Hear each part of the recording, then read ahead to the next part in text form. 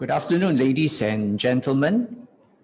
Welcome to Imperial International College Forum on the new workforce that Malaysia needs. Thank you for taking your time in the afternoon to join us. I'm sure this afternoon is going to be an informative session. I'm Dr. Stanley. I'm the head of the Center for Business Programs here at Imperial International College. The world that we live in now is undergoing tremendous change and pressure, not only due to technology changes, but political changes, social changes, and so on and so forth. So today we explore this new environment that we find ourselves in, and we have an extremely well-experienced panelist who is able to help us explore this area. So without further ado, I would like to invite the CEO of Imperial International College, Ms. Anne Rajasekaran, to say a few words today. Ms. Anne. Thank you, Dr. Stanley. I hope you can hear me. Thank you for agreeing and being a part of this forum today. We're very grateful and appreciative of this. And thank you to, let me address you one by one.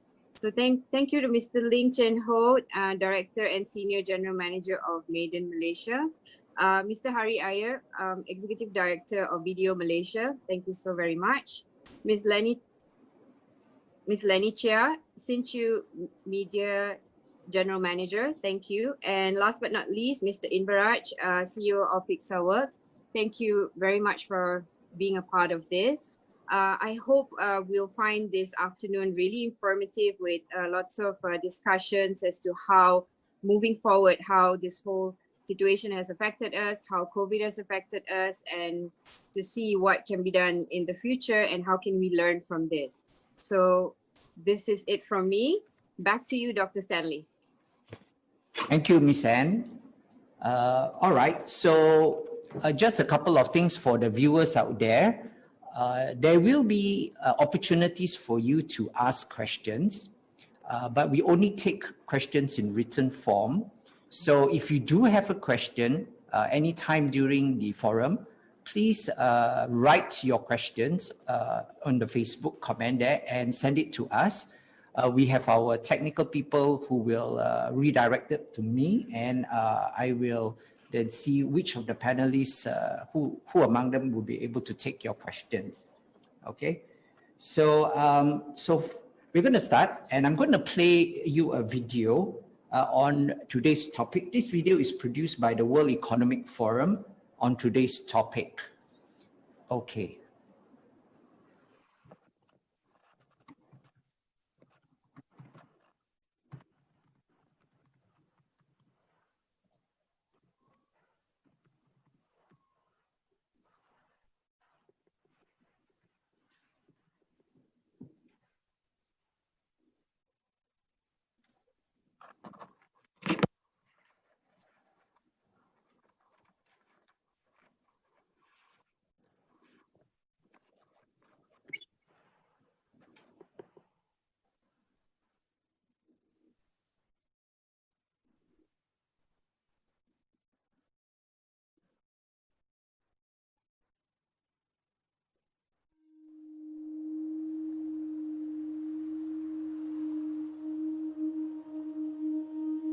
We are wondering what is happening to the world.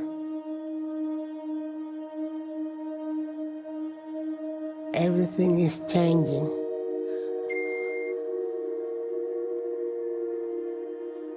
The very idea of human being some sort of natural concept is really going to change. Our bodies will be so high-tech, we won't be able to really distinguish between what's natural and what's artificial. Inside our own heads is the most complex arrangement of matter in the known universe. You might ask yourself, can we get to be superhumans?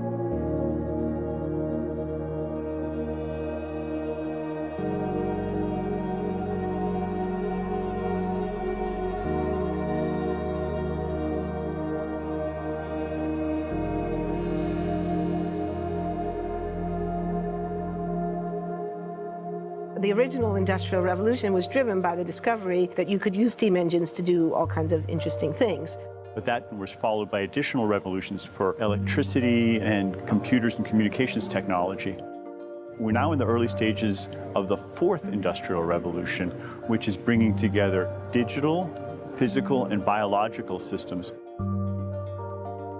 One of the features of this fourth industrial revolution is that it doesn't change what we are doing, but it changes us. With the ability to visualize brain activity, for example, through a simple consumer-based EEG device, it gives us access to ourselves in ways that we've never before thought possible. It unlocks the black box that is the brain and enables us to really, truly be able to realize an identity that is aspirational. There's now a scientific foundation for the effects of mindfulness on the brain, on the genome, on biological aging. And when the human mind does know itself, then you get the potential for a new renaissance that restructures itself in terms of our relationship to life, our relationship to the planet, our relationship to work. We need a different economic model. And by that, I don't mean capitalism versus communism. What I'm talking about is a shift in the system along the lines of the two big changes that happened in the 20th century, Keynesianism, with a much greater focus on health and education and the role of government working with business, and then a reaction against that in late century to neoliberalism, where the focus was on free markets, freedom of the individual, and getting governments out of the way. We need a shift to a new system that will allow us to meet the basic needs of every human on the planet, that will live within planetary means, that will be fairer, and that will be focused as its key goal, not on growth per se, but on maximizing human well-being. And history tells us that a values shift is triggered by creation of a new story about how we want to live. I see the circular economy as something which fits very closely with mankind's goal to be innovative and creative and to always progress. We can use asset tracking, we can use IT, we can use 3D printing to enable this different economic model to recover materials, feed them back into the economy, and really to decouple growth from the resource constraints we have. The reason we live in cities is not different today than it was 10,000 years ago. Even if we have got networks connecting us, we still want to have places where we meet in person. So this means the place where we work and the place where we live are much closer to each other, a city where we don't need to have big supply chains in order to produce things, where many things can be sourced locally thanks to 3D printing and robotics. So if we're able to do something to transform cities, to make them more efficient, then the impact can be huge. Think about the prospect of getting rid of plastics. We must not only be inspired or informed by nature, but actually use natural organisms with which to design products and building parts. Only instead of varying material properties, we're varying biological functionality. Design is critical today because it's the first signal of human intention. So the question of adding quality to quantity, it isn't a matter of simply circulating things that are potentially toxic. It's circulating things that are safe and healthy for all generations. So the goal is no longer, I want to be less bad, less monotonous, less unsafe, less unjust. It's really about a diverse, safe, healthy, and just world with clean air, clean water, clean soil, clean energy. Together we are fighting to preserve our fragile climate from irreversible damage and devastation of unthinkable proportions. If we think about the original Industrial Revolution, it was an energy revolution. I like to think of it as a kind of bookending of a period in human history during which we used fossil fuels, and it worked very well for us for a long time. But now we have to bring that to an end. We have energy technologies that can power our civilization: solar, wind, biomass. So then the question is, well, how do we get grid integration? Maybe the wind is blowing in Denmark, the sun is shining in Germany, and now you can move that electricity through an integrated grid. You can supply energy to everyone who needs it, and you can supply energy at all times.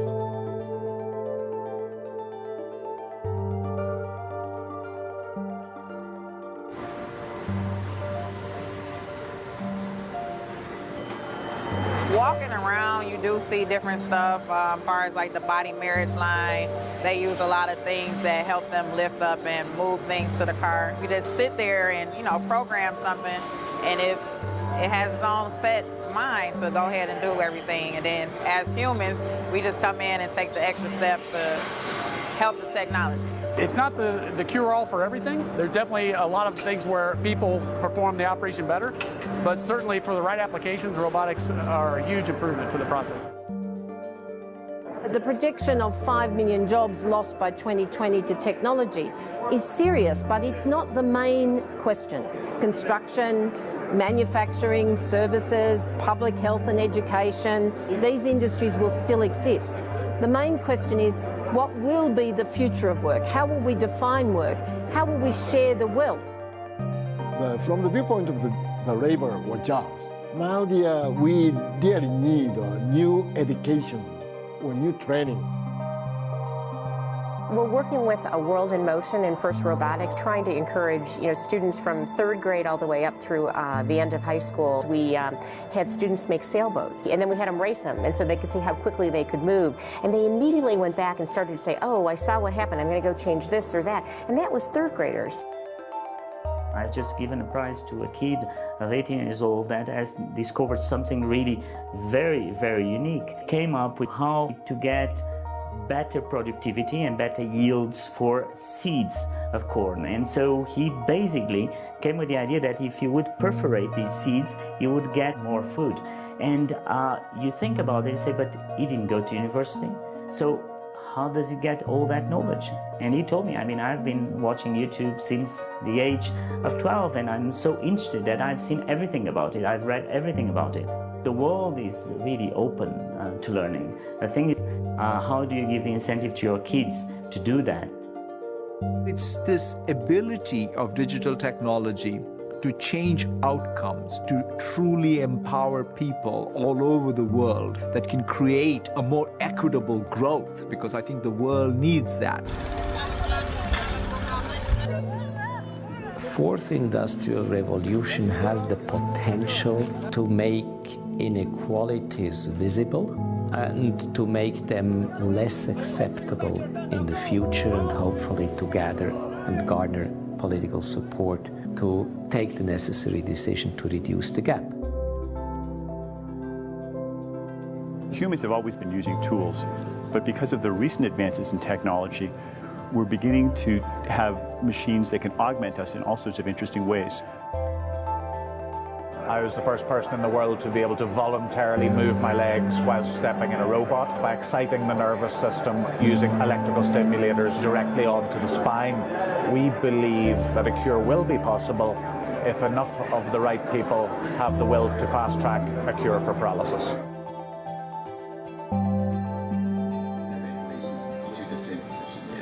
We take two things from the patient.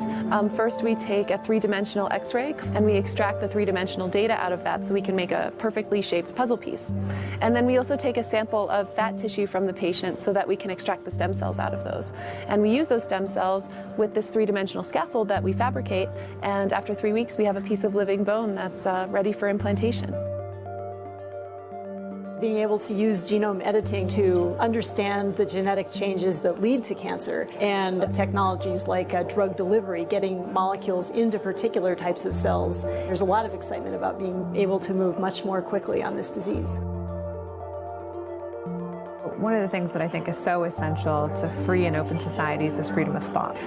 And up until now, the conversation we've been having is around freedom of speech. Once we can access people's thoughts and access people's emotions, we have to create a space that enables people to think freely, to think divergent thoughts, to think creative thoughts. And in a society where people fear having those thoughts, the likelihood of being able to enjoy progress is significantly diminished.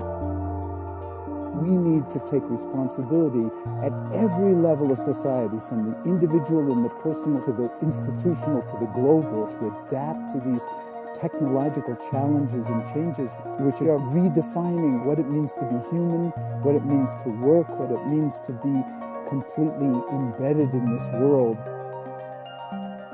People always ask me if I'm an optimist or a pessimist. The technology exists, but how do we get it and implement it at the scale we need, at a price that people around the world can afford? Even though we have everyday problems we have to solve, we have to find a way to lay the foundations for the innovations of tomorrow.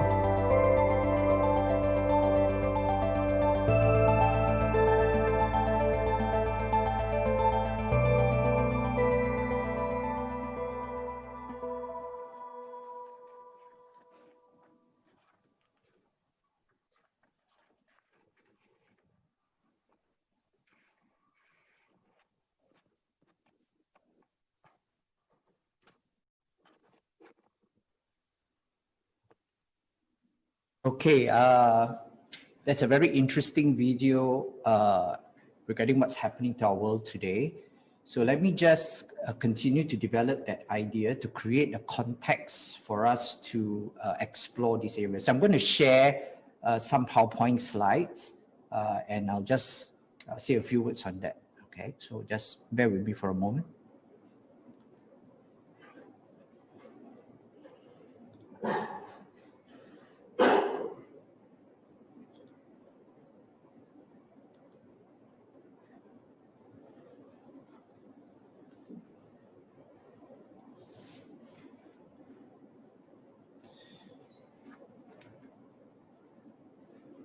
Okay, as we have seen in the video just now, general thinking is that there are four industrial revolutions. The first of which started at the end of the 18th century to the beginning of the 19th century. The biggest changes came in the industries in the form of mechanized production, which is the reason why agriculture started to be replaced by the industry as the backbone of societal economy.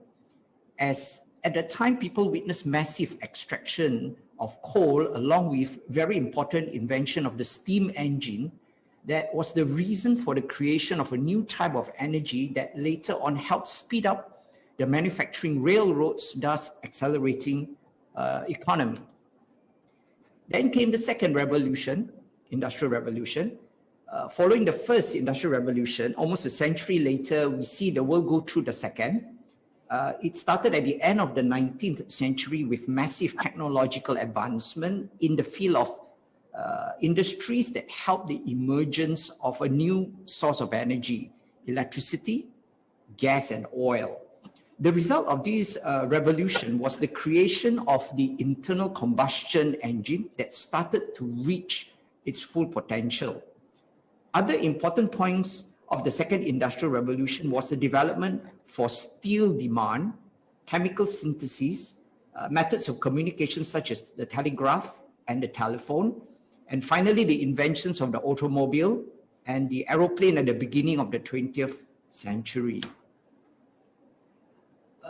Another century passes and we bear witness to the third industrial revolution.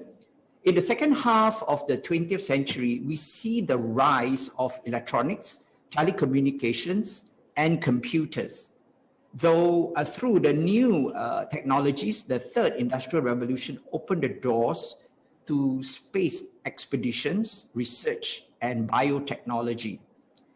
In the world of industries, two major inventions, programmable logic controllers, PLCs, and robots helped give rise to an era of high-level automation. And finally, Industry 4.0 started at the dawn of the third millennium with the one thing that everybody uses every single day, that is the internet. This is a coming together or integration of digital, physical, and biological systems in this new revolution.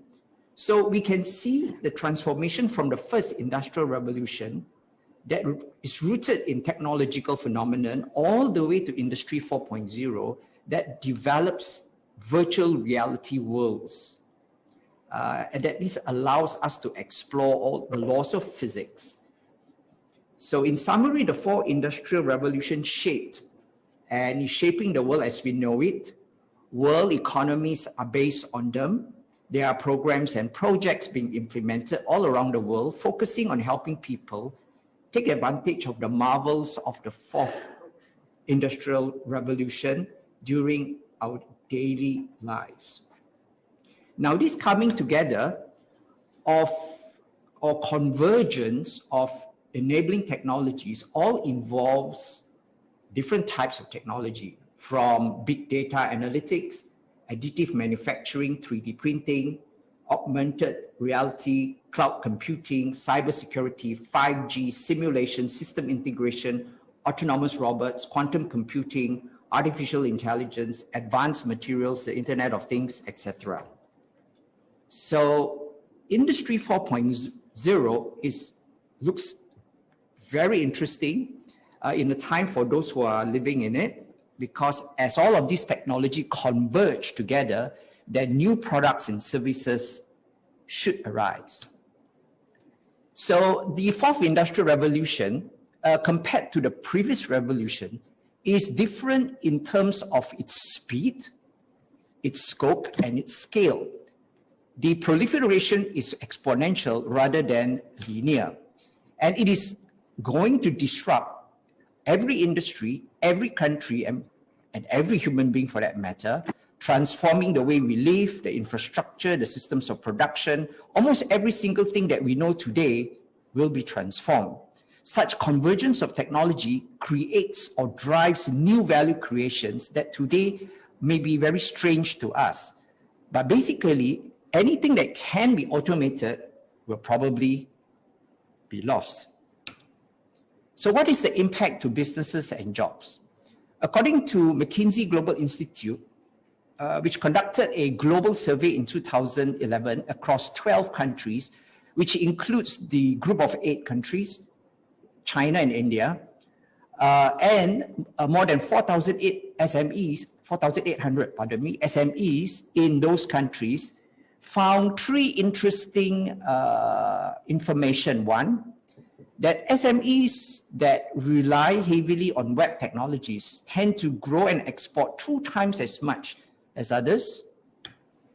That there is a 10% increase in productivity for SMEs from internet usage, and I think this is the most interesting, 2.6 jobs were created for every job that was lost to the advancement of technology. So the fear that technology will get rid of jobs basically may not be true after all.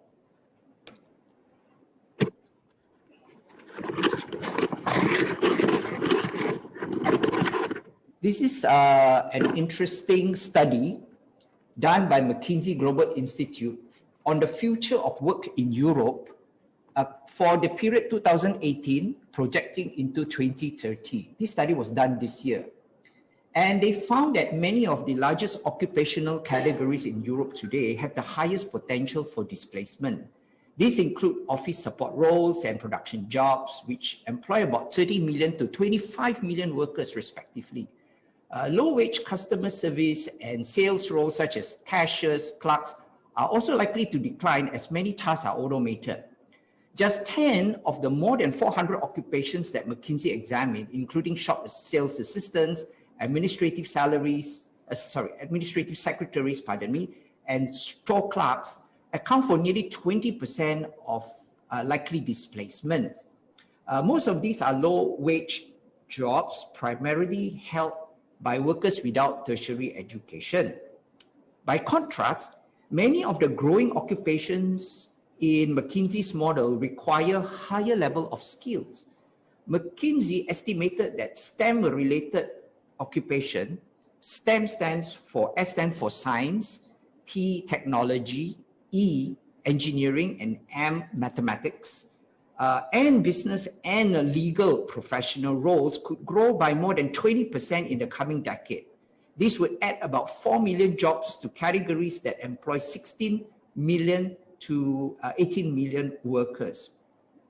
The creative and arts management roles could increase by more than 30% with over 50 million workers. And just 15 occupations account for almost 30% of the potential future net job growth in this study. This would include such diverse occupations such as software developers, nursing professionals, and marketing professionals. Now, although the list of growing jobs is dominated by those requiring higher level of education and training, there are some exceptions that do not require tertiary education. These would include roles in healthcare such as physiotherapy technicians, healthcare assistants, as well as installers and repairers. Technological revolutions throughout history have created new types of work, even as they made some occupations, obsolete. The internet, for example, disrupted many industries and replaced many jobs, but it also gave rise to new roles such as web developers, app developers, social media marketeers, search engine optimization consultants, and user experience designers, and even Uber drivers, Airbnb hosts, Instagram influencers, and YouTube stars. So in the United States, though, the McKinsey's analysis found that the rise of personal computers, for example, directly and indirectly replaced 3.5 million jobs between 1970 and 2015, including jobs for typists, typewriter manufacturers, secretaries, and bookkeepers. But personal computers also created and enabled a whopping 19.3 million in new jobs, including positions in computer and software industries, as well as jobs in industries that were enabled by new technology, such as call center representative and analysts. So as we can see, the movement of workforce going forward, as you can see in the chart, basically focus more on those with technology-driven skill sets that are required. In a study by the World Economic Forum, in the year 2020 versus the year 2015, certain skill sets seem to be much more valued today than it was, say, in 2015. If we just look at the screen, it's complex problem solving, critical thinking, creativity, people management, coordinating with others, emotional intelligence, judgment and decision making, service orientation, negotiation, and cognitive flexibility. We will presumably revisit some of these skills when we speak to the panelists later on.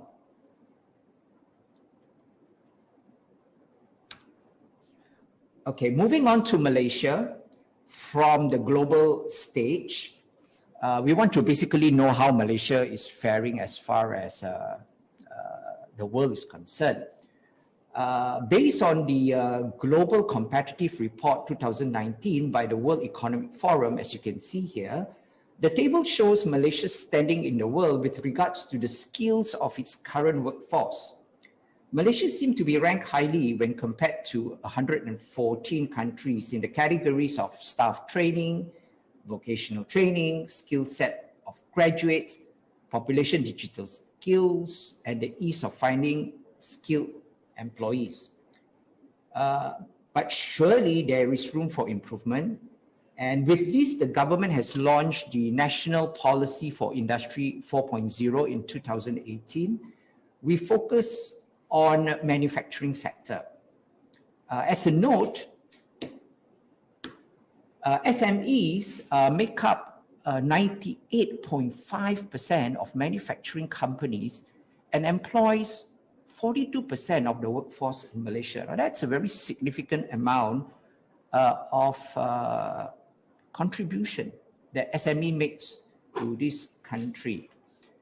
The objective of the National Policy on Industry 4.0 is basically to improve productivity, efficiency, and costs, enhance organizational and management and production capabilities, enabling better quality and monitoring, and developing innovators and producers of Industry 4.0 technologies. As far as skills and talents are concerned, this requires technical knowledge under the STEM categories.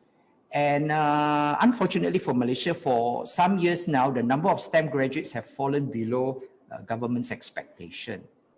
So therefore, there is an urgent need to create skilled and diverse workforce by upskilling the existing labor pool and attracting and developing future talent in the manufacturing sector. So to explore this in the Malaysian context, we have a panel here today that will be able to help us analyze the situation and see going forward, how are we going to address the challenges that we will face. But before we go to them, let me just introduce them briefly to you. We have with us Dr. Ling Chen Ho. He is a chartered professional engineer with many years of work experience in the engineering and construction industry. He's currently working for Maiden Malaysia, the wholly owned subsidiary of Maiden Shah Corporation Japan, whose business is in engineering and construction. His work includes design and project coordination, engineering, procurement, construction, operation, and maintenance activities for electrical systems for power plants, substations, manufacturing factories, water supply facilities, renewable energy systems, and urban public rail transportation electrical infrastructures in Malaysia. We also have Mr. Hari Iyer. He is an executive director for advisory at BDO Malaysia, specializing in high-end technology solutions, including Internet of Things, blockchain technology, cloud-based solutions, cyber strategy, artificial intelligence, machine learning, robotics, and digital technology. Hari is a certified SAP consultant and has led a number of large, complex engagement across various industries for high-profile clients, including large MNCs, blue-chip organizations, and conglomerates. Lenny Chia has more than 30 years in the media industry, in which she is responsible for marketing and business events, and another 7 years in the advertising agency industry in charge of client servicing and account management, where her responsibilities cover newspaper and other prints, radio, TV, and video production. She also has published a book entitled Learning from Championship Brands, co-authored 2 editions of the MBA Edge, and has been a guest speaker at other higher learning institutions. She is currently pursuing her PhD in the area of soft skills. Last but not least, we have Mr. Imbaraj Supia. He is the founder and CEO of Pixelwoods Creative, a boutique digital agency, which works with organizations across a diverse business landscape, from startups, SMEs, MNCs to government agencies in Malaysia and abroad. Mr. Imbaraj has also been actively involved in building the Malaysian startup ecosystem for the last 12 years through community initiatives such as Webcam KL, Open Coffee Club KL, Activate Cyberjaya, Startup House Accelerator, and many more. He also works closely with organizations such as Startup Malaysia, MDEC, Magic, TM, Cyberview, MDV, etc. to run various startup-related programs. So, ladies and gentlemen, those are the panelists that we have with us this afternoon, and I'm sure we are going to have a good session with them to explore this area. Okay.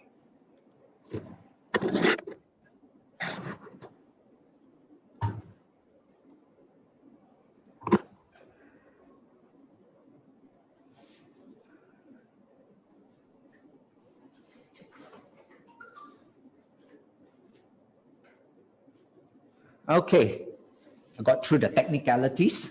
Well, that was a challenge for me. I wish there was some artificial intelligence that can do all of this stuff for me. Well, anyway, that part is still human. Okay, right, so let's get started. I'm going to start with Dr. Ling. Okay, let me just change my screen. Okay, Dr. Ling, I've got a question for you. In the light of what we have just heard, how is your organization, including that in Japan, preparing its workforce, to embrace Industry 4.0? Thanks for having me. Thank you. I think the video and the introduction by Dr. Stanley gave us a very good background about what we are undergoing today. Now, I've been working with my Japanese colleagues for quite a while, 30 years already, and what the times that we are going through right now is unprecedented with COVID. Now, let me talk about Malaysia first. My organization in Malaysia, we are just like any other organization. We are firefighting because this is unprecedented. The last time we had a global pandemic was in 1918, more than 100 years ago. So this is something that is beyond everyone's wildest dream. So the focus for Malaysia, for our setup in Malaysia, is very much more short-term than mid to long-term. For Japan, we can actually learn a lot from Japan. Our previous Prime Minister Tun Dr. Mahathir in the 80s advocated Look East policy.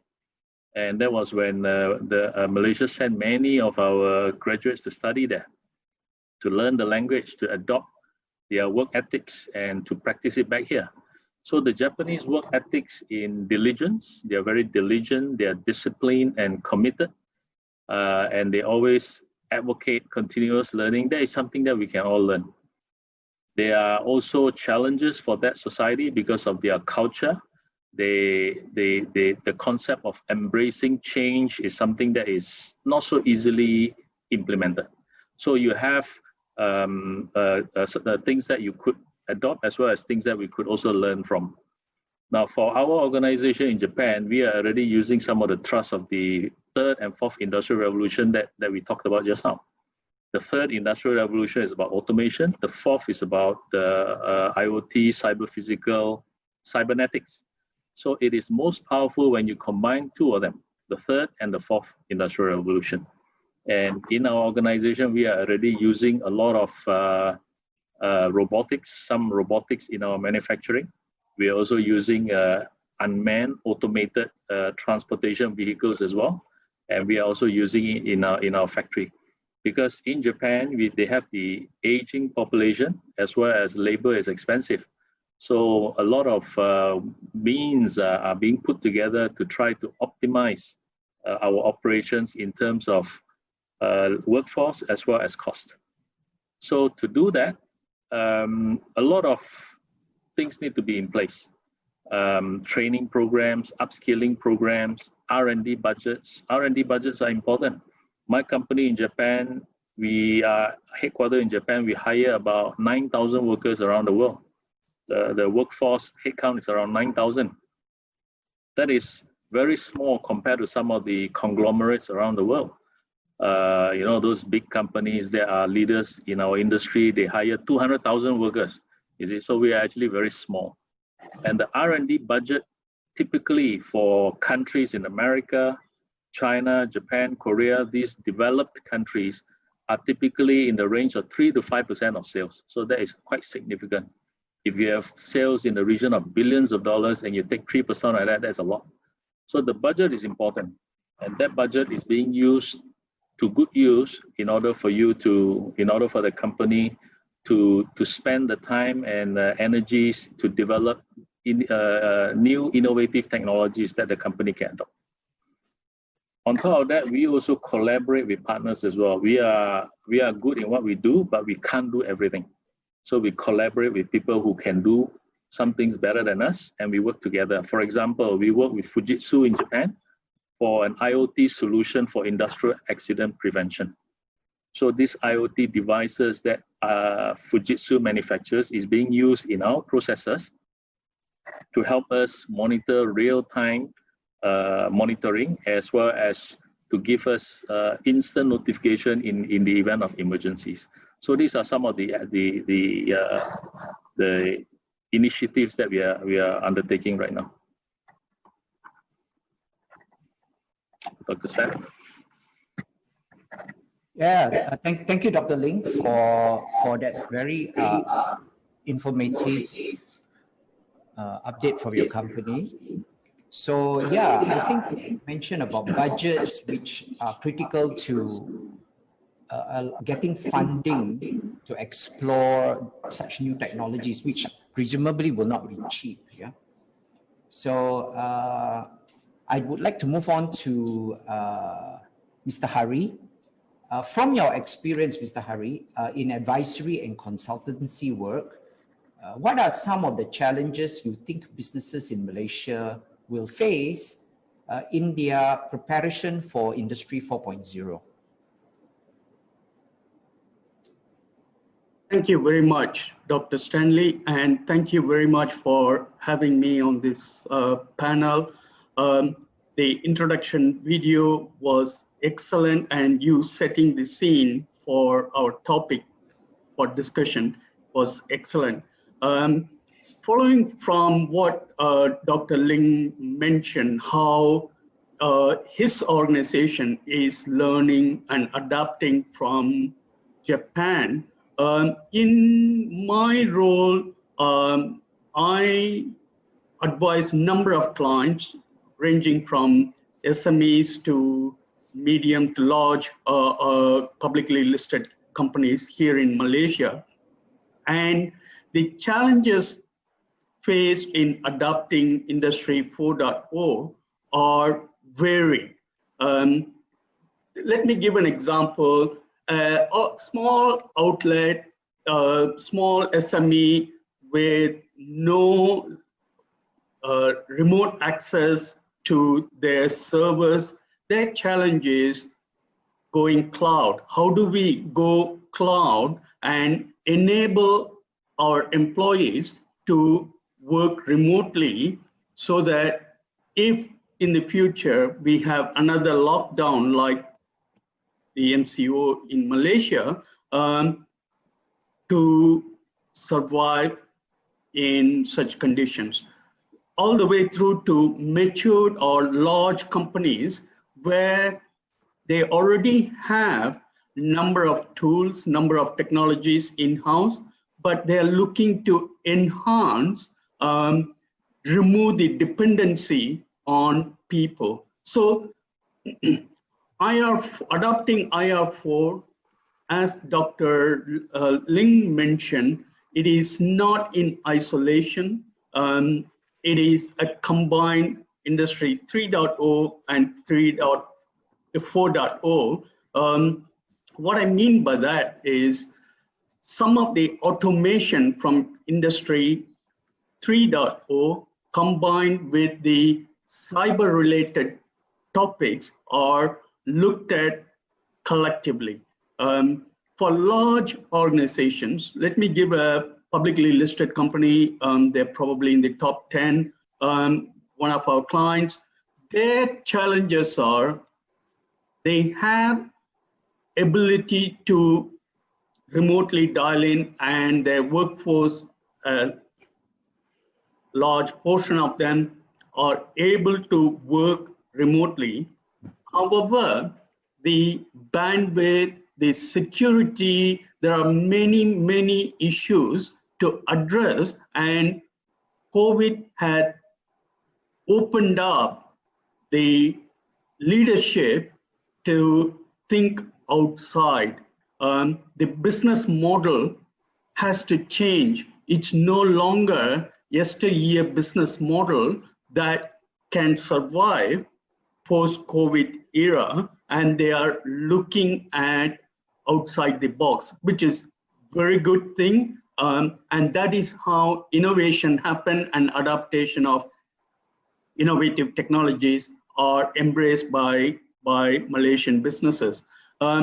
Before going deep into Malaysia, Malaysia need to look at our nearest neighbor, Singapore, where they are and how do we get there in terms of adaptation of Industry 3.0 and 4.0 technologies.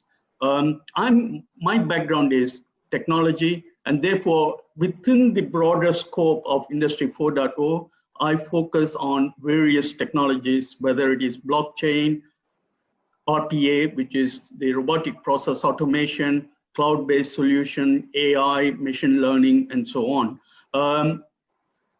I advise clients on these technologies and how the technology can be beneficial for the businesses in the longer term. As someone made a comment in the video, a lot of the organizations are currently simply firefighting, meaning they are simply looking at short-term fixes to overcome the current lockdown and the challenges posed as a result of that. But there are other organizations, and in parallel, there are organizations also looking at medium to long-term strategies. Going cloud the demand for going cloud is very high right now. I would say 8 out of 10 clients I speak to, if they are not already on cloud-based solutions, they are looking to go cloud. So that has changed. People now value the ability to work remotely as an important factor for the business to survive and grow. Pre-COVID, the thought process was different. Now, post-MCO, there is less convincing for them to adopt the cloud-based solution, and the demand, therefore, is very high. And the other point is understanding your own business, how your business processes are, how your business is structured, whether it is manufacturing or service-based. They're all critically reviewing their own business to see whether they could adapt using technologies, make changes to their business in a way that in the future, if there were to be another lockdown, they would be able to manage their business successfully. In one of the challenges in adapting based on our client experiences, doing a successful pilot. To give an example, there is one of our clients looking at RPA, robotic process automation, and they've chosen a process to automate. That process alone, end to end, would require some 35 bots to automate the entire process. Instead of embarking on such large scale project, doing a pilot and proving the success of the pilot, proving to yourselves that the technology works and the changes that need to happen in the business are practical, and the business can embrace that change before rolling out large scale. So conducting successful pilot is a challenge. For large organizations, it's easy. They can look at a small area, low risk area, and automate that process using RPA. Whereas if it is a small business, it's very difficult for them to do a pilot, and the cost of doing pilot and the resources required and the time required. So these are some of the challenges in the adapting technology. And the other is we need to look at the company culture. The tone at the top need to be right for the employees to embrace that change and accept that change. The technological change, whether it is digitalization, digital technologies, or any of these automated or even cloud-based solutions, are here to stay. Whether we accept or turn a blind eye that it doesn't exist, it's here to stay. And Industry 4.0 is upon us. We don't have a choice.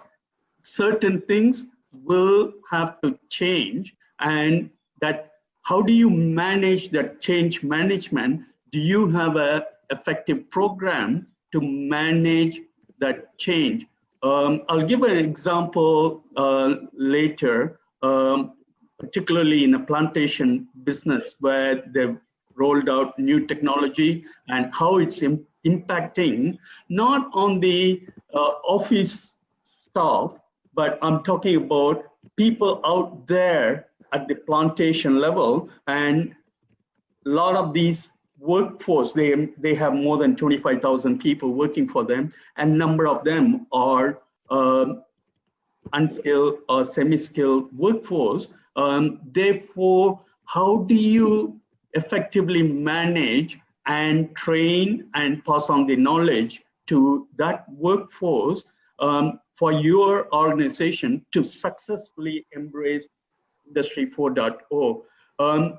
The final challenge, or one of the final topics I thought about in adopting Industry 4.0 successfully is recruitment and development of new talent. The millennials are very good. A lot of them were born with gadgets from primary school onwards. They had the gadgets and they are very comfortable with technology. Whereas when you get to people who are closer to retirement, and they would have to change their business processes or the way they operate, that is a challenge. For some organizations, doubling up resource is not cost effective. So there are challenges in recruitment and developing new talent within the organization. Of course, if we do end up overcoming these challenges, and all these challenges are, can be overcome, but it requires, as I said, a combination of the tone at the top, the willingness of the organization, collectively wanting to make this change a success for everyone. If that is there, then the technology part of it is not that complex to roll out. What I find in program management, in adopting digital transformation program or business transformation programs, the critical factor is the change management. The people side of the people component is the biggest challenge, not the technology side. Technology, whether you go for Microsoft technology or Oracle technology or SAP technology or some other, it doesn't matter. Technology is there to provide the business support, and the costs have come down significantly now. To give you on the cost comparison, RPA, robotic process automation, can be rolled out successfully for a process within 4 weeks. A project on RPA, a 6-month project on RPA, can automate the entire department, whether it is finance department or IT department. It can complete the entire project start to finish within 6 months, and the payback time, or the return on investment, 100% return on investment, is 12 months. So if you successfully implement one of the digital technologies like RPA, the return on investment can be a year. But when you compare this to, for example, construction, commercial construction, shopping complex and business office complex, the return on such projects is around 10 years. The least is 5 years, but on an average, 10 years. And if you get your return on such large scale projects, whereas here in technology space, with the advancement that we have currently, the cost has come down and labor cost is going up, technology cost is coming down, and therefore we've come to a stage where it's no longer continuing to employ human resource to complete your task, and COVID lockdown had proved the weakness we had built within the ecosystem, that we had heavily been dependent on human resource to complete certain tasks, which could easily be done by technology. And now it has come to foray, and therefore the demand for technology solutions are very high. Yes, Ms. Hari, I think you mentioned something that I think is very, very critical, which is the people component, which is the most difficult, I would agree. And I think this fits very well with Mr. Imbaraj's area, in which Mr. Imbaraj, your experience in the IT field in helping companies set up their operations. Can you share with us what are your thoughts on the role of IT and the human worker? I mean, will computers ever gonna take over the work of humans? Okay, I think in the IT field, we are always prepared, right? We are always leading the way. So a lot of when the pandemic hit, I know everything had to be digital. I think the IT people were the least concerned because we've been working from home since 10 years ago. Working from home, remote working, it's nothing new to us, right? Right. But so we are always ready to embrace new changes. I think it's always the issue with some other fields where I think the technology is always here. It's always been here. It's always about the mindset. For example, a lot of the SMEs in Malaysia, we still have a lot of SMEs who don't have email. Okay. So, and that's like a very basic thing, right? For us, we laugh when we say you don't have an email, but there are a lot of businesses out there that don't have an email, that don't have a website. So before, we talk about robotics and AI and all that, we don't even have the basics. And people are still running business, they're making money. So when, a pandemic hits, like you need a global pandemic to actually force people to go online and get an email address, learn how to use a webcam, learn how to use Zoom, things like that, right? I mean, even a year ago, I can't have a web conference with, most of my clients because people have no webcams, they don't know which app to use, there's no microphone, things like that. You needed a pandemic to kind of force everyone to get onto this. So digital transformation, I think, it's not rocket science. I think some of us have been doing this for decades. I've been watching videos like what we watched earlier. I think if some of you remember 30 years ago, there was a show called Beyond 2000 where we were watching people, people talk about robotics and AI and all those things. 30 years ago, I've been watching that for decades, 3-4 decades. So the technology has always been there. Of course, there's a lot of accelerated, development, and also the cost significant. Cost is always a significant thing. So as cost is coming down, more people are getting into these technologies. But I think to me, it's all about mindset. I think that's the main thing, especially for Malaysia. A lot of businesses, especially the SMEs, which make up the bulk of our businesses and most of the employers, I think they just need that mindset change. You don't need a pandemic to force you to do digital transformation. I think even our government has been encouraging digital transformation for the past few years. Many of the agencies like MDAG, Metric, and all these progressive agencies have always been talking about digital transformation. But it's just that it's very hard to get people on board, to encourage them to because I think a lot of businesses still prefer the old way of doing business, right? They like to do face-to-face meetings. A lot of things has to be very physical. Yeah. So I think that kind of make them very complacent. They're like, oh, why do we need to get digital? We're not a digital business. We're not a tech business. Maybe a tech business needs to be digital. So a lot of SMEs always feel like if they're not a tech business, they're not a digital business, they don't need to be digital. Now they feel the need to force themselves to do that. But I think computers, of course, will never replace us. I don't think robots will. You talk about IR 2.0, the electricity revolution, but many parts of Malaysia still don't have electricity, don't have running water. So I think it will never fully replace everything. Of course, in the urban areas, we're always more advanced and we're always catching up to the latest things. But I don't think it will replace everyone. But of course, to us, it matters. We're always looking at the latest things. Will it replace everybody in the urban area? I don't think so. Like, you can't replace doctors. When the pandemic hit, right?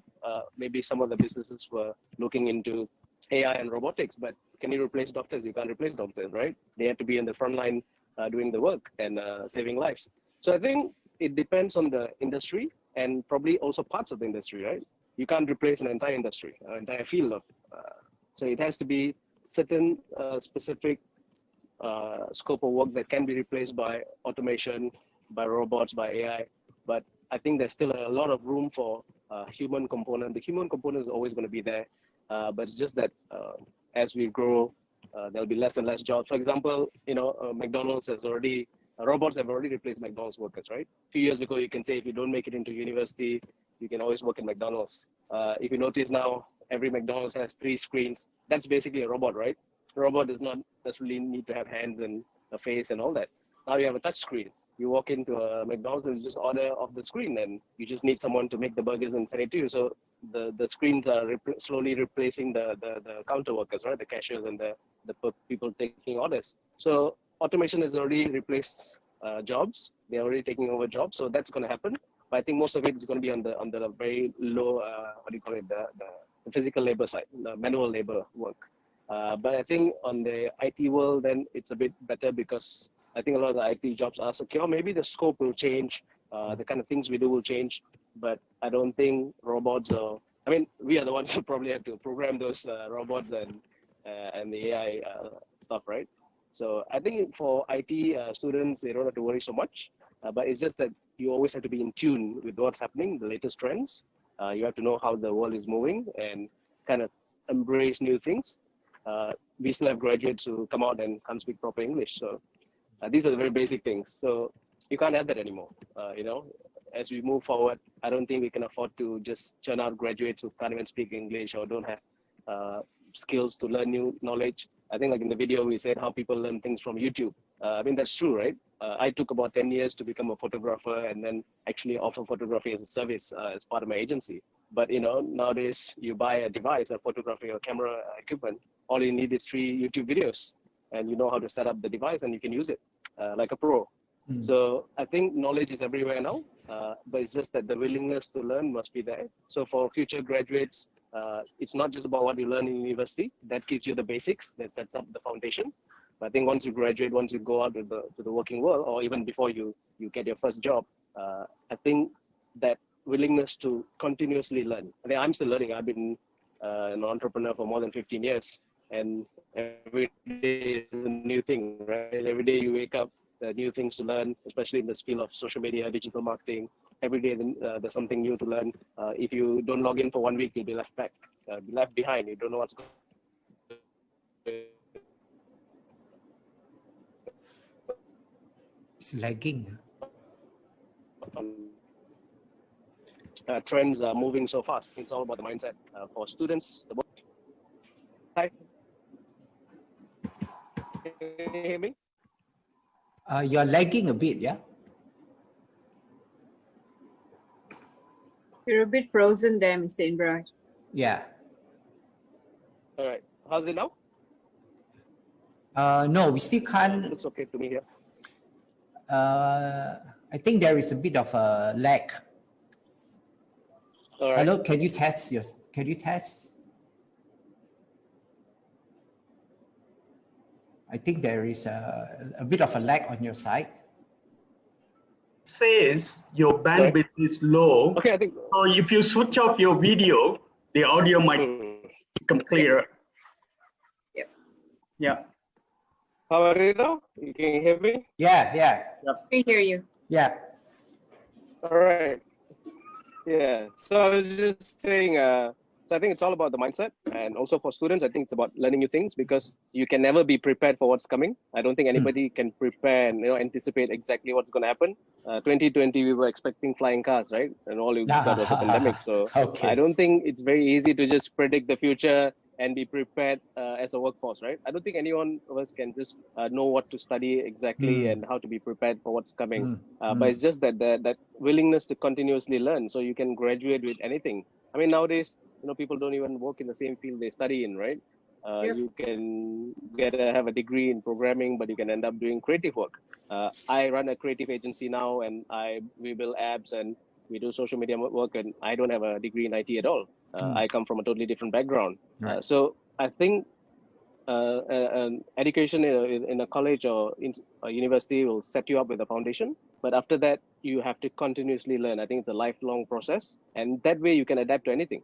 I think as long as students are prepared for that, I think then no matter what happens, whether it's a pandemic or just the new revolution, IR 4.0, if it's a 5.0 later, we will always be prepared. I think that's what it is. It's about continuous learning. Yeah, I think that is a very, very powerful comment about continuous learning. I think some students may have the impression that once they graduate, oh, that's it. That's as far as I'm learning, my learning is concerned, and I'm going to go on and start working. So I think you actually hit the nail in the head in the sense that learning doesn't stop from the day when we graduate. I hope the students are also listening to this, because I want them to know, that learning is a lifelong thing. But you also mentioned something very interesting, in the sense that human skills are critical, and that in your view, the automation and computerization, at least Malaysia is concerned, it's unlikely to be taken over by, or humans unlikely to be taken over by the technology. So I think this sets up a very good platform for me to ask the next panelist, Miss Lenny. Miss Lenny, do you think human soft skills is still important going forward, say in 5 to 10 years? And if so, in your opinion, what do you think are some of the most critical soft skills that, at least in Malaysia, our people, our workers, our students need to know, and therefore need to develop in themselves? Ms. Lenny? Oh, yeah. Thank you, Dr. Stanley. And thank you for your good efforts in organizing this talk. And also thank you, Ms. Anne, for your gracious presence here. And just now, Dr. Stanley, he showed us what you call that, some of the most important soft skills by industry standard in today's workforce. So my sharing here today is just to tell everybody why all these soft skills are so important. Right? But before I answer the first question posed by Dr. Stanley first, you asked us whether this human efforts, skill can be replaced. But it depending on what type of industry we are in. If we are in the industry that need a lot of personal touch, well, I think it's not all human intelligence. After all these robots, the correct robots, and then artificial intelligence, they're also developed by human intelligent people. All right, also by all these engineer and also architect. So it's quite relevant, the human efforts, the human skill part.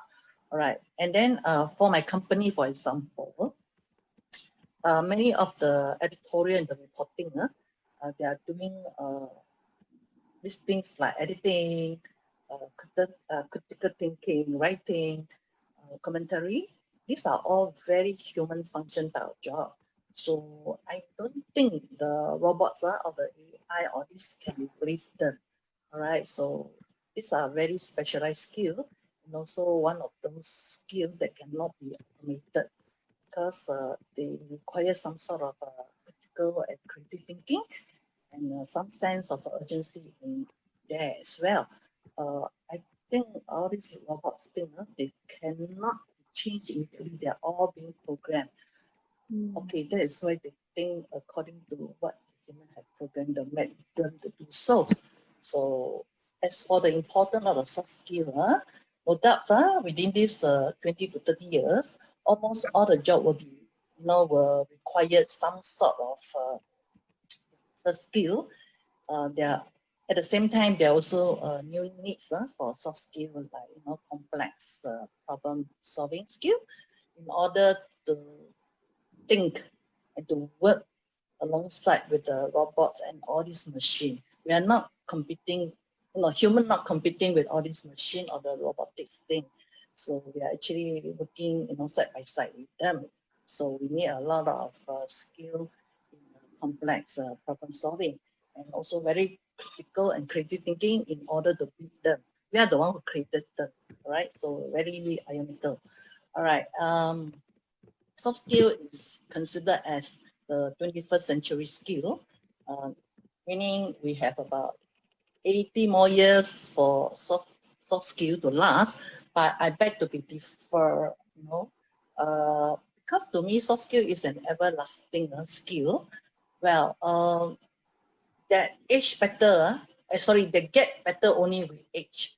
Okay, so whatever disruptive technology come, soft skill can only get better. All right, and it is very transferable, and we can use it from time to time. It's not like things that is so technological that you need to be upgraded, and advanced, different from maybe 2-3 years ago. So we have to constantly upgrade our knowledge. but soft skill only get better through age. Okay, so they are the skills that really help us to communicate very well and to think properly in order to work with the, what you call that, all these AI and the robotic things. So, for example, why soft skill is so important, like presentation skill and the collaboration skill. Like for an engineer, maybe he has developed an AI or the robotic thing, and he has this proposal to present to his stakeholders. It can be people who want to buy his idea. It can be customer or the board director. All this. In order to get his idea through, he has to have good communication skill and presentation skill. So if he couldn't have all this, they're being very technical person, he would get all his idea, still get through to them, and he can't even implement that idea. And then as for the collaboration skill, he need that too, because as the one who developed everything, the robotic things, all these IR 4.0 things.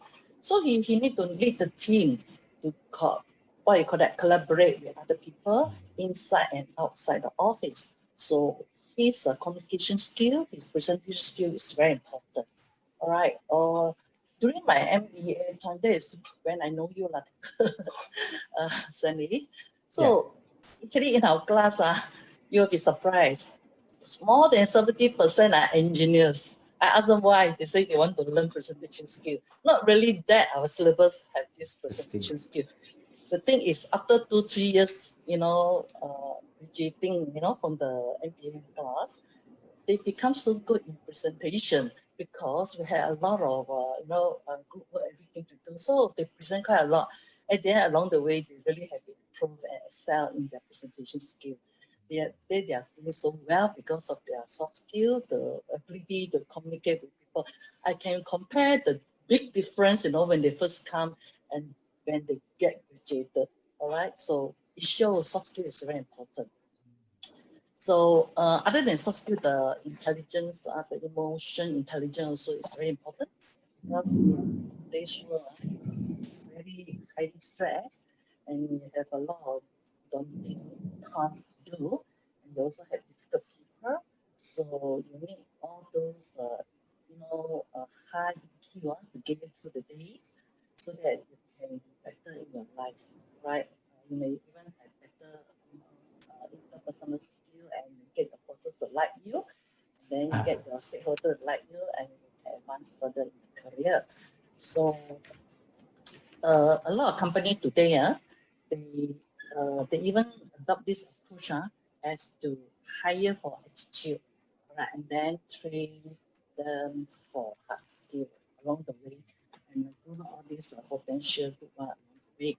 So actually, soft skill and the attitude, like positive attitude, is something very hard to develop within a day, right? So you have to be acquired right from small child's time to have a good attitude.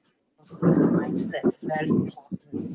Okay, so if we are lacking of all these soft skills, we just cannot stay employed, right? Especially in today's world, everything is so competitive. And I met a friend working in auditing firm. He told me they only had 10, this auditing posts, but the response was overwhelming. They had 7,000 plus applicants. Wow. Really heartache. I cannot believe it. He asked me to guess. I just simply make a wild guess, 500. He said, no, 7,000. That is Grand Tonton, all right? I had some good friends there. Okay, it is true that also that employees nowadays, they want certain skill, especially soft skill, in their employee, regardless of what industry or job category or fields they are in. It is also said that soft skill will give us a better chance for employment, get recruited lah, and also for job promotion. And with the job promotion, so you get your wages increase, right? They even say that special skill like high social interaction and analytical skill, all these communication just mentioned, leadership skill, all these are very important. Some even say that some of the technical people say that, wow, this soft skill is even more important than the technical skill in order to get job done and also to get your career advancement. Okay, so I do realize there are many employers nowadays, including myself, don't really test people, those new recruit or the interviewee on soft skill. I think it's time we change it.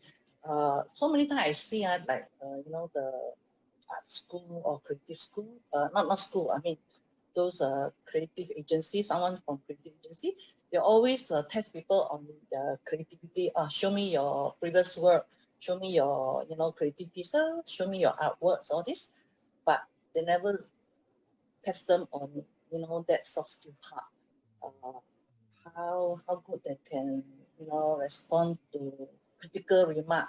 Sometimes I try to test this interviewee by asking them a few difficult questions and then with a bit of a harsh remark just to test their response. Some can take it, some cannot take it.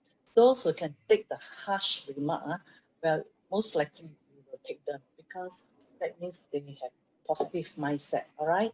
So they are quite, career ready. Nowadays, soft skill is very important. Okay, don't forget this soft skill aspect. When we interview them, we must also test on their soft skill. How to do it, I don't know. My way is a bit of harsh remark. Okay, myself also have been a mentor in one of the university here for the past 8 years. And this university, they have this mentoring program, focus so much on soft skill. All right, whatever they want, us mentor to coach the student and to mentor their undergraduates. They have a lot of soft skill aspect, how to handle office politics, how to be professional, how to work with difficult people, or even what are the work ethics. They want to share with this student undergraduate all our experiences so that they can be ready for the cruel working life. All right, it's not as good as what they think once out of the university life. So okay, so another thing I want to mention is that I go back to the employers. I think that also time they should start to review all those salary scheme based really on the years of experiences and on your degree certification. But I think they should consider their salary skill by incorporating the soft skill aspect as well. I don't think any corporation has ever done it, but it suddenly come to my mind. Okay, that's all. So another one of the most important, why must we have this? Why it's so important to have this soft skill? That is the communication skill. I roughly more or less touched on it just now. It's because some say this communication skill are even more important than any university diploma certification or degree certification. Well, this we have good example like these tech giants like Bill Gates. We have my favorite Steve Jobs, I already like him, and also this Mark Zuckerberg. They are all dropouts. So, but it is through their days, through their years of working, they have developed very good soft skills, right? Presentation, like negotiation, and critical thinking, and all those things. Without all this, they can't be that successful today. Remember, they are without any university degree. Okay, so these are all evidences. But having said that, it's not that all about soft skill and nothing about hard skill. I think this soft skill is equally, I strongly believe that this soft skill, is equally as important as a hard skill or the technical skill. It's best we can combine the two things together so to make our life better also. So soft skill is definitely going to stay. They're everlasting. They're future-proof. It doesn't matter how long it is, because they are so transferable, so lasting. Whatever any new technology or disruption that come technologically, I think with that relevant soft skill, we still can survive very well. Okay, it is the learning attitude. Just now, someone mentioned lifelong attitude. is something that I strongly believe as well. Okay? So this is my sharing here for the time being. Thank you, Ms. Lenny. I think you put everything into perspective that I think although Industry 4.0 is very much a tech-driven idea, but I think we must not be, I think all the panelists in one way or another have kind of put through, especially Lenny, that the human element is something extremely important. At least for the time being, I think that is a critical component. And I think, Lenny, you mentioned you hire for attitude and you train for hard skills. I think that kind of sums it up, that the human element, at least for the time being, is still very much in play. And I suppose, I think just now Mr. Imbaraj mentioned about students. I think this is where, if any students are listening in, I think this is where you need to focus that instead of just studying the technical aspects of whatever programs you are doing, I think you have heard from the panelists loud and clear, as far as Malaysia is concerned, I think the soft skills are critical because they get the job done. Your technical solutions need to be communicated to other teams, stakeholders who are human beings, who got emotions and all the unique characteristic that goes with being a human, and that needs to connect, that engagement has to take place for success to happen.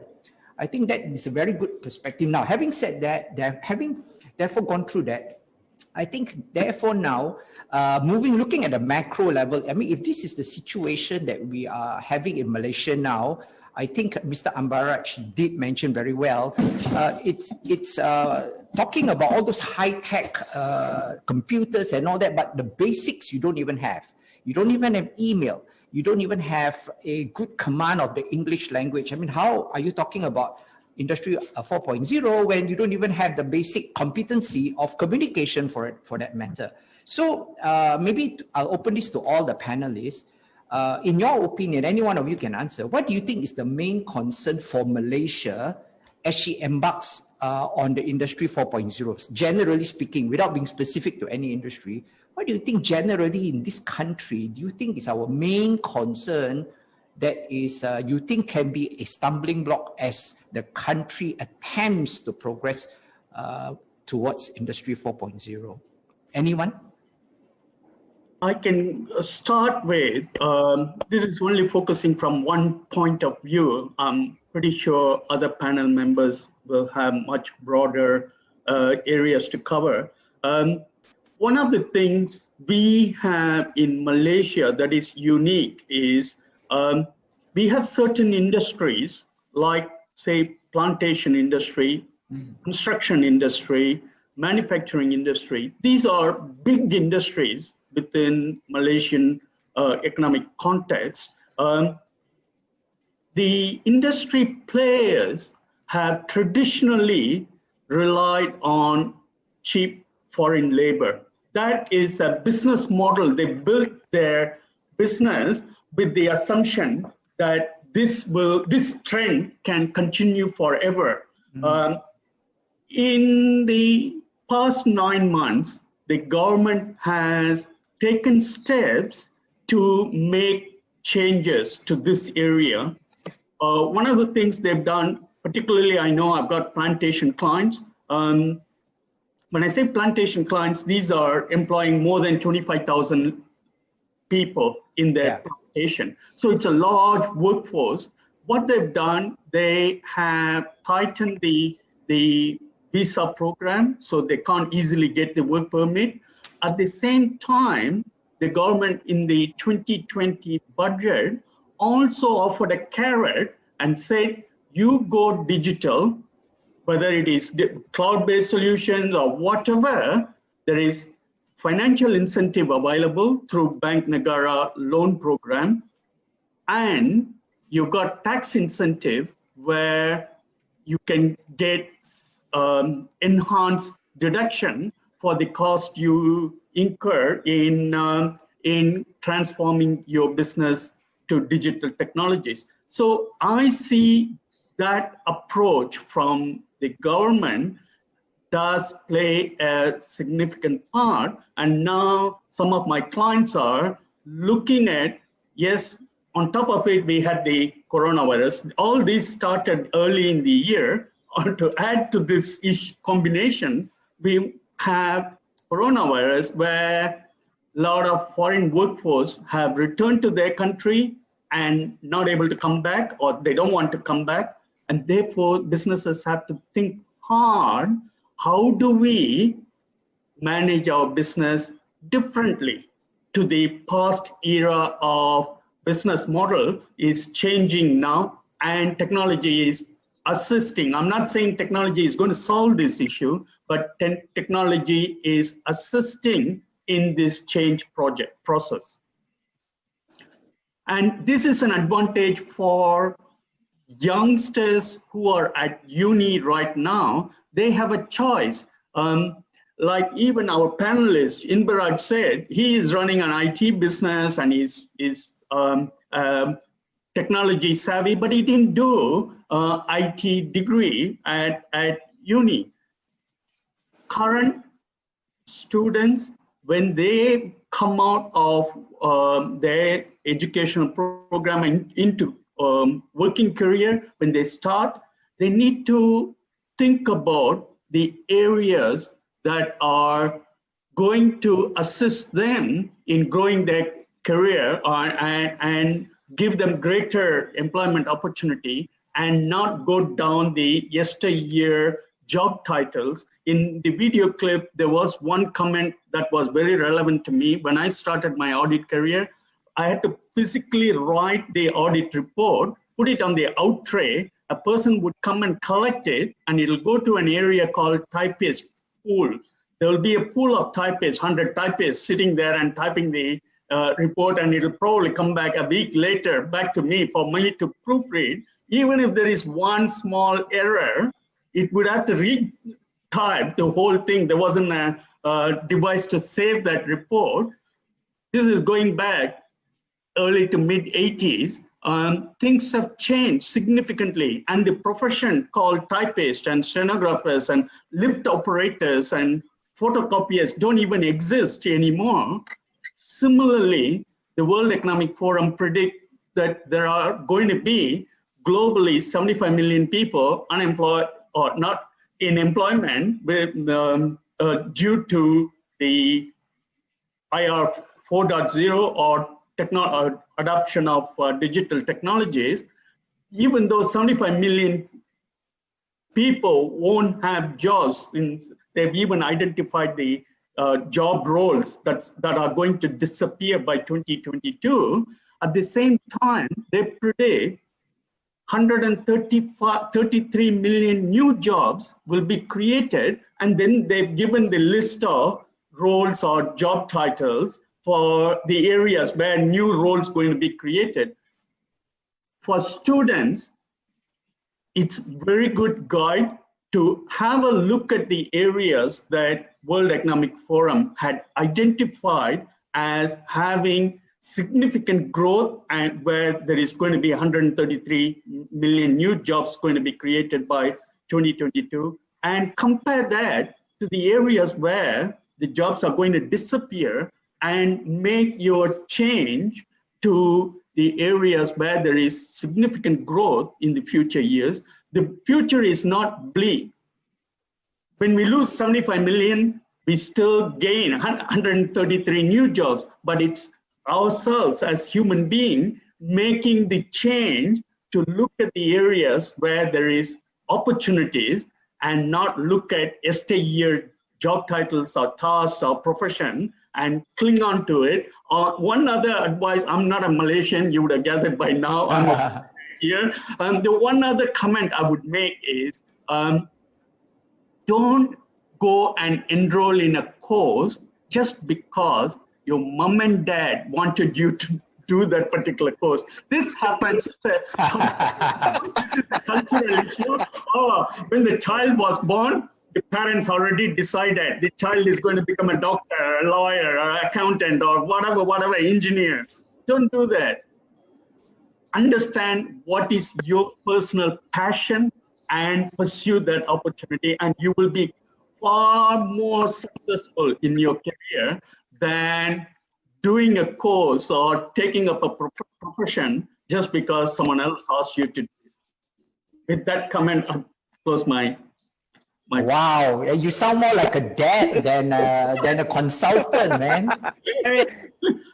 I think all the parents out there will be saying, you know, we need to have a session with you. You know? I do a lot of talk at universities. I sit on the industry panel with 3 universities, and this is a common topic. The parents and for the students, they really want to know some guidance backed by not hurry I come up with a list, backed by some reference, credible reference like the World Economic Forum. I can share that slide later on with you, Dr. Stanley. If any of your students want to get further information, it's all available at World Economic Forum website. Thank you very much. In fact, I think we will be grateful if you can share that with us. But you mentioned something I think is very interesting in that sense that educators in Malaysia therefore needs to play a more critical role to ensure that the institutions of higher learning actually will eventually deliver the workforce that is needed. So with that, I mean, what are your advice, any of the panelists, what are your advice to educators regarding their role in nurturing the future workforce? I mean, they're having students in class. What is your advice to them? If there are any educators here in the forum, what is your advice to them in how they approach learning or teaching their students? Any panel member, please? Sorry, Dr. Stanley. Can I go back to your last question? Sure. Oh, yeah, sure. The last question. Malaysia journey, towards this. Sure. Oh, just now you showed the global competitive report. We show our Malaysia in a very good spot, quite at the top.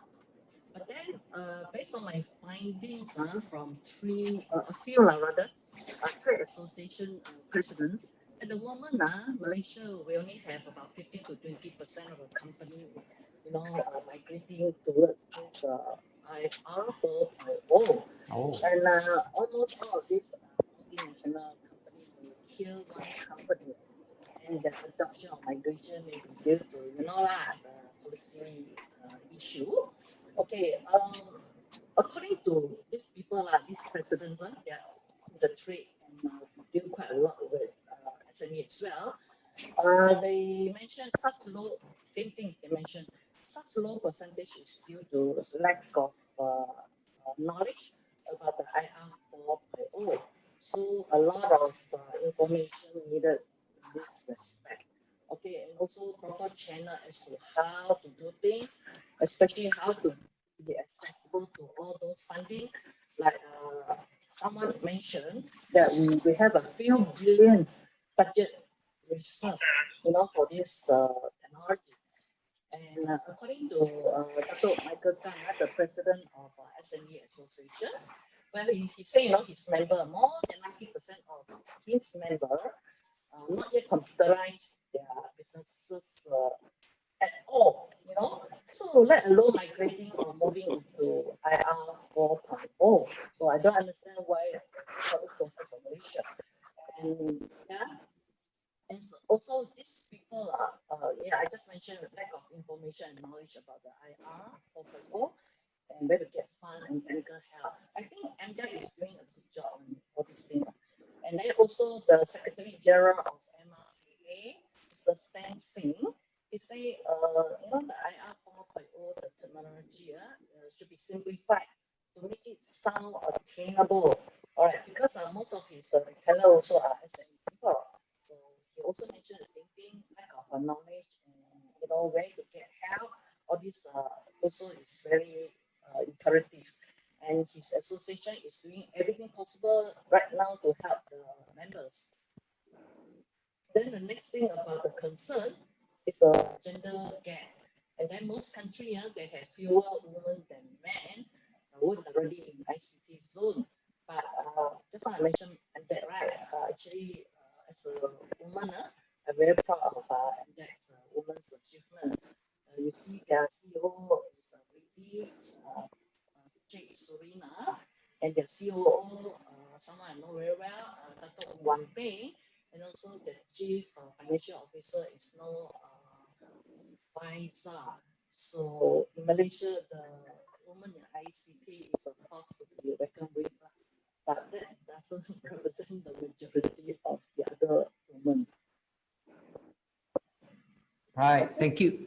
Thank you, Lenny, for contributing to the fact that even though we talk about, Malaysia talks about IR 4.0, looks like the gap between now and where we want to be is quite overwhelming. Yeah? And that is where we come back to that question that I wanted to ask regarding educators, which I believe play a key role in ensuring or in trying to close the gap between what we're going to produce from our universities, colleges, vocational institutions to meet the requirement of industry. So maybe perhaps I give Mr. Anbaraj, if you have a chance to comment on if you were to give an advice for the educators in Malaysia, what are some of the the points that you want to tell them? How is it now? Is it clear? My video? It's still a little bit, but maybe you try and see how it goes. Okay, so if it's lagging, just let me know. I think in terms of educators, what I would say is I think a lot of our graduates, especially undergraduates, lack a lot of soft skills. I think that is the overall view among the industries, among my clients, even my peers, especially even me, my little experience in hiring people. I think basic communication, even writing a resume. I'm quite surprised that graduates can, come out with a degree not knowing how to write a resume to represent themselves. So I don't know whether universities can do more to do this, or is it up to the students to have to be more proactive? But I think something has to be done because these students graduate with a lot of knowledge. Maybe they have good grades and they're very good at what they learn. But in terms of representing themselves, to project themselves, to show people that they know stuff, they lack those kind of skills. So that's where the soft skills come in, right? Communication skills, the ability to present themselves, even appearance, or to take care of the appearance. So these are things that will set you apart. And I think even now, even before we talk about technology and IR 4.0, how do you get a good job? How do you secure a good job? By having good skills, communication skills. And some people say, you need a cable, you need connections and all. But even if you have connections, even if you have a good for a good job, but if you can't, you can have a good in. You can have a door open because of a recommendation. But if you still can't represent yourself well, you're not going to get that good job. So I think that's what a lot of undergraduates, Malaysian graduates lack, those kind of soft skills. Also very important when they join a job. I think a lot of our graduates can't do a presentation without reading the PowerPoint, right? I think that's a common thing that we see. You put screens on the wall and everybody's reading off the screen. Very few of our talents here can actually do a presentation and to present something eloquently without having to look at the wall. I think those kind of skills, I know it may not be a part of a lot of the courses, those kind of subjects, but I think those skills are very important. That's what will easily secure a good job. Because if you attend a job interview and you can't even speak well, no matter how good your grades are, if you can't speak well, the interviewers are not going to take you seriously. And like you said just now, when you do certain tests to see whether how they respond and all, and if they can't handle stress, can't handle certain situations, you would be concerned about hiring those kind of candidates. So I think we need more wholesome program. So as educators, maybe there's something that you can do to create undergraduates who are more wholesome. Not only they have the knowledge and skills required. So if you're learning computer programming, yes, you can program an app. Maybe you can design an app, but can you present it to a client? So I think one of the things that helped me a lot over the years is communication skills. I'm actually a remote sensing engineer by training. I think the best skill I had was the ability to do a presentation. I can go in front of any government agency or any corporate client or an MNC and do a presentation and win a project. I think that is a skill that helped me become an entrepreneur. And I secured a lot of projects and went on to become an entrepreneur. And I've been an entrepreneur for the past 15 years. But, you know, I didn't study to become an entrepreneur. There's no, I think now you have, like, they have courses, degree programs on entrepreneurship. Yes. But we didn't have that before. So I was an engineer. So technically I was an engineer. And I was not taught how to do presentations. Most important skills I needed in my life. So I think maybe institutions, educational institutions can do more in that sense. Educators can also look more into the students and how we can create more wholesome students who, when they come out, they have all these additional soft skills. So knowledge and skill sets are very important, but I think the soft skills is what's going to help them to go and secure that next good job, or if they go into entrepreneurship. I mean, I've been an entrepreneurship coach for many years, so I always encourage people to become entrepreneurs. But I noticed that a lot of startups fail in Malaysia, not because of the ideas, not because they didn't have a good app.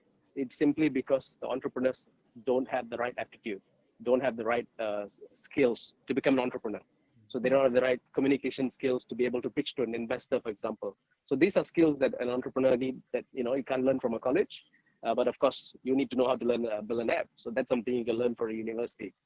So it feels like as if there are a lot of other skills that you need to pick up on your own, which, you know, a 3 or 4 years university or college program does not help you with. So if maybe we can do more in that part, I think we can give birth to better undergraduates, better graduates, and that, you know, obviously will help our ecosystem. Right. Thank you, Mr. Imbaraj, for that very insightful comment. But we are running a bit of, we're running short of time. So we're going to take this time to look at some of the questions that have come in from the audience. Do you all have that chat box on your side of the screen? If you have, then that would save a lot of effort. Let me see, how do I move this? I thought there was a quick, hang on. Okay, I got, all right, there's a question from Chin Siu Choi. It says, with the budding development of technology in this country, can we expect speedy technology growth in virtual meeting, maybe to a point of allowing hologram projection? Anyone can take that hologram projection? Either Mr. Hari or Mr. Ambaraj. We talk about virtual meeting. Okay, I can answer the first part. Maybe Imbaraj can assist with the second bit. The first part is talking about, can we expect speedy technology growth in virtual meetings? It's already happening. It's here. The coronavirus has forced all of us to adapt to virtual meetings. Currently, we have board meetings virtually, audit committee meetings virtually. I'm talking about PLCs, sorry, in this country you call public listed companies. These are traded in the stock exchange. And even for such high profile companies, we have meetings virtually. We have meetings with regulators on serious discussions where decisions would have a significant impact on the business. We still have virtual meetings. So businesses and Malaysia as a whole has embraced this virtual meeting concept, and it's only going to grow, not drop off, because people are more comfortable. Even to give you an example, Dr. Stanley, a few minutes ago, you were looking for, how do I do this? Now how do I transfer that question to chat? Once you learn that, then you feel more comfortable and say, this is what I want to do. I don't want to be wasting 2 hours going to my client place, 2 hours coming back for a 1 hour meeting. Half a day is gone. I've got a client in Iowa City. It takes me an hour to get there. Why do I go all the way for a 1 hour meeting and come back, waste my time virtual? So the first part of the question, whether this PD technology growth in virtual is going to happen, it's already happening. And it's only going to grow further. Mr. Ambaraj, do you have any comment on the hologram thing? I think generally the pandemic has forced us to, really learn new things, and all of us are now more connected and we can do virtual meetings. But I think in terms of technology, we're still very limited. For example, I'm at an island right now, but I'm not very far away. From here, I can actually see the mainland. But I'm sitting right next to a 3G tower, and I'm still having some issues connecting to this video call, and it's not very smooth. So I think the idea of being able to work from anywhere, anytime is still not there yet. I think we're still limited by the technology. We're talking about 5G and all, but even our 3G coverage and 4G coverage is still not nationwide yet. So if we're all sitting in KL, that is fine, But even in KL, I think a lot of people can agree with me that a lot of the 4G coverage is still not full. There's so many parts of KL where you can't get proper 4G coverage. Even some of my staff, since the MCO started, we started working from home. But some of my staff couldn't get on video calls because the residential areas where they're living didn't have 4G. And that's within the Klang Valley. So I think we're still limited by those kind of technology limitations. So even if we develop a very interesting virtual hologram projections, but if our not able to do that. So I think those kind of things will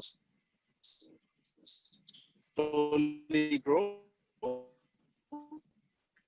I think at least the basics is important. We get the basics right. I mean, we can solve a lot of problems. So many companies have been able to run business, continue with business as usual with virtual meetings like this. I think that's amazing. But we just, even a year or 2 years ago, would have been forced to do this. So that's, to me, is a very positive thing. I can have meetings with clients anytime right now. Previously, I used to struggle with some of my foreign clients, can't treat us for meetings. I had my clients flying over to KL just to do a progress meeting on our projects and all that. But now we know this is possible. So now people realize that we can do all that. I think that's a good thing. Maybe the very super high-tech stuff won't be here yet. That will be very slow.